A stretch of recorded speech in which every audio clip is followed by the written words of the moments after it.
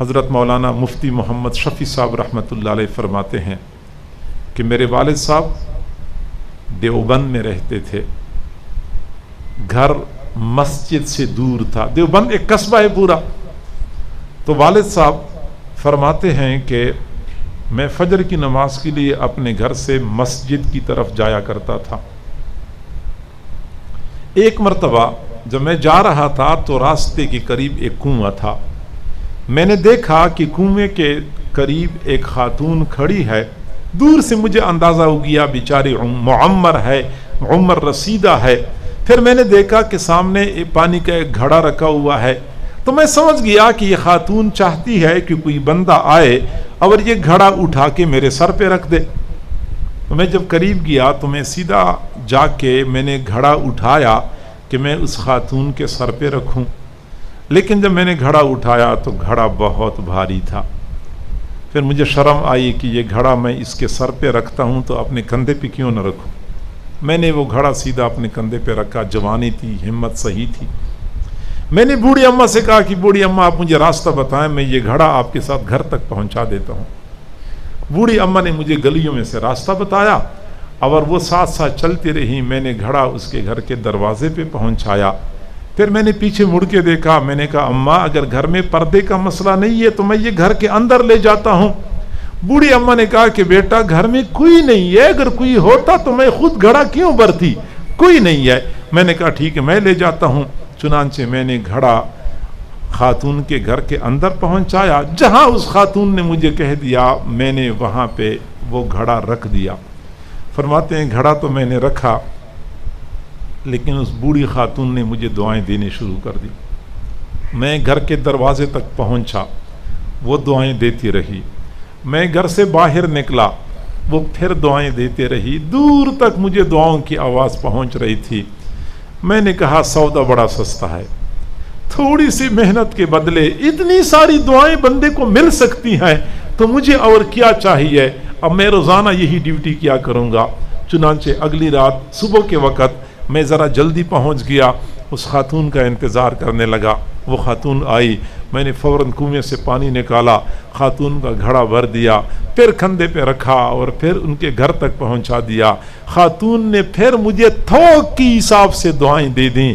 پھر میں نے عزم کر لیا کہ جب تک یہ خاتون زندہ ہیں، میں زندہ ہوں، میں یہ خدمت سر انجام دیتا رہوں گا. مخلوق کے خدا کی خدمت.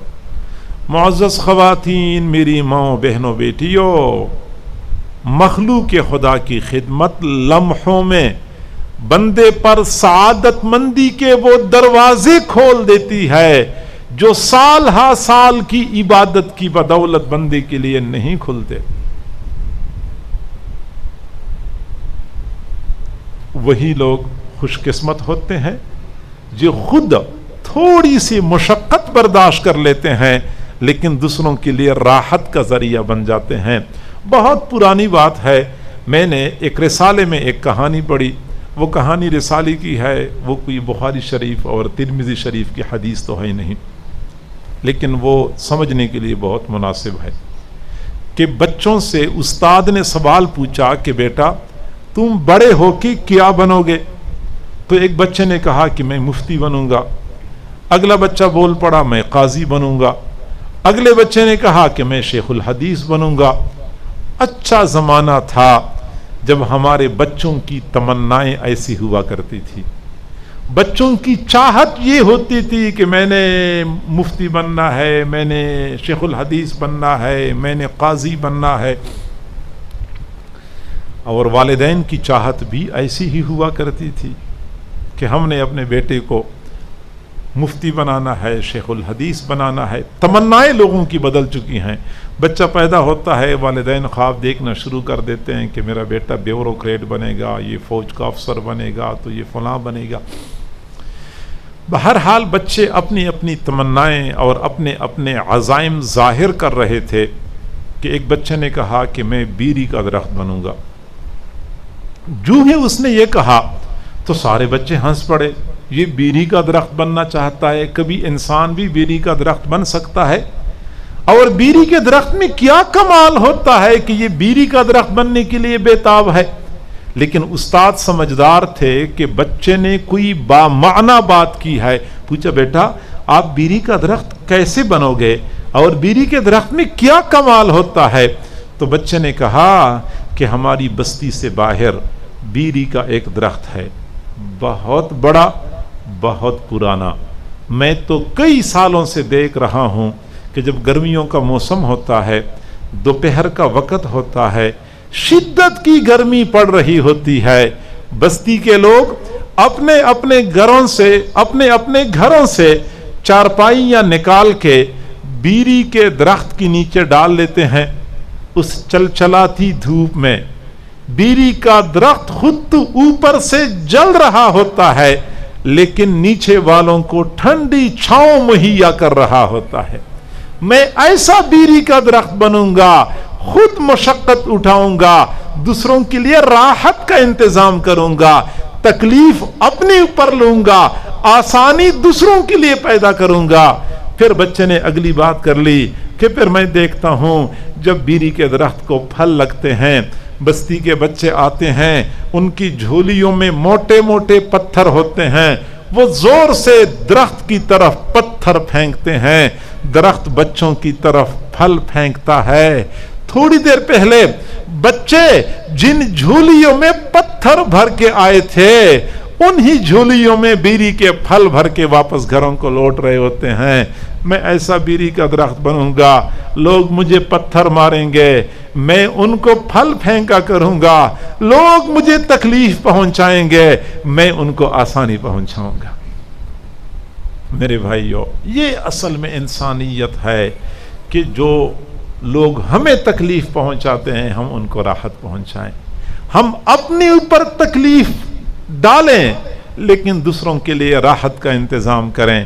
اور جب بندہ ایسے مزاج والا بن جاتا ہے تو پھر حضور صلی اللہ علیہ وسلم نے فرمایا خیر الناس انفعہم للناس، لوگوں میں سب سے زیادہ بہتر وہ ہے جو لوگوں کے لیے سب سے زیادہ نفع کا ذریعہ بنتا ہے، لوگوں کے لیے راحت کا ذریعہ بنتا ہے، آسانی والا بن جاتا ہے. الخلق عیال اللہ، فرمایا مخلوق اللہ کی کنبی کی مانند ہے، اللہ کے گھر کے افراد کی مانند ہے. فأحب الخلق الی اللہ من احسن الی عیالہ، اللہ کو اپنی مخلوق میں سب سے زیادہ محبوب وہ شخص ہے جو اللہ کے گھر کے افراد کے ساتھ اچھا سلوک کرے. کئی مرتبہ ہم کہتے ہیں کہ دنیا والے مجھے ٹکنے نہیں دیتے.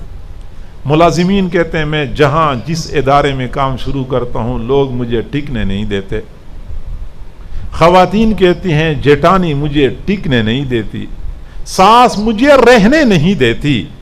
یہ ساری باتوں کا ایک ہی جواب قرآن عظیم الشان نے دیا ہے، وَأَمَّا مَا يَنْفَعُ النَّاسِ فَيَمْكُثُ فِي الْأَرْضِ، جو لوگوں کے لیے نافع ہوتا ہے اس کو دنیا میں زمین میں ٹھہراؤ مل جاتا ہے، کوئی اس کو ہلا نہیں سکتا، کوئی اس کو اپنی جگہ سے ہٹا نہیں سکتا.